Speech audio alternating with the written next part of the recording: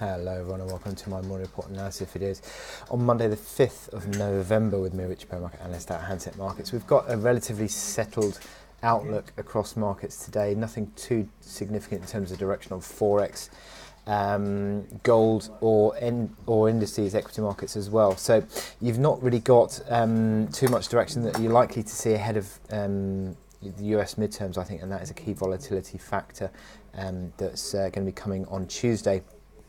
Into Wednesday, we're going to see the biggest reaction, I think, there. And I think subsequently we're seeing markets fairly stable in front of that. We saw payrolls on Friday, which was a pretty decent report, actually. Decent jobs growth, earnings growth above 3% for the first time in 9 years, U6 unemployment falling. So it all pretty much points towards no real need for the Fed to take its foot off the gas in terms of tightening.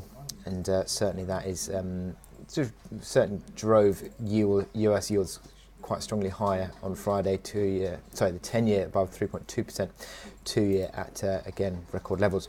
So yeah, it's pretty much as is in terms of how the dollar is moving on that. Now the US dollar is slightly underperforming against sterling today, or I should say maybe sterling is the big outperformer on the day, and that's on Brexit. As ever, Brexit is a key factor for sterling, and weekend reports suggested that Theresa May sort of edging towards a deal with the European Union on Brexit, and any sort of positive news flow surrounding a deal is positive for sterling, and that is what we're seeing today. Now, in terms of oil, is an interesting chart. The oil price continues to fall away, even though you've got the US imposing sanctions on Iran.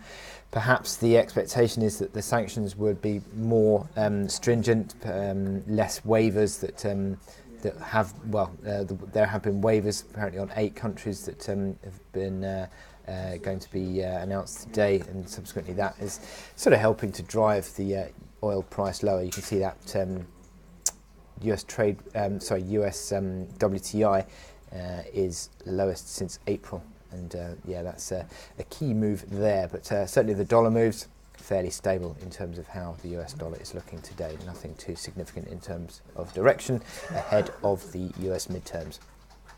Now, in terms of data, we have got we've had the service sector PMI for the UK 52.2. So again, another disappointing number there for the UK PMIs, although it hasn't really affected the pound at all, really. Still focusing on Brexit there. And this afternoon, we look at the US ISM non-manufacturing, which is expected to come out 59.3. So watch out for that this afternoon at 3 o'clock. So in terms of my chart of the day, we've got Euro-Yen. Now, there has been an improvement in market sentiment, and that is interesting that started to see Euro-Yen driving a little bit higher.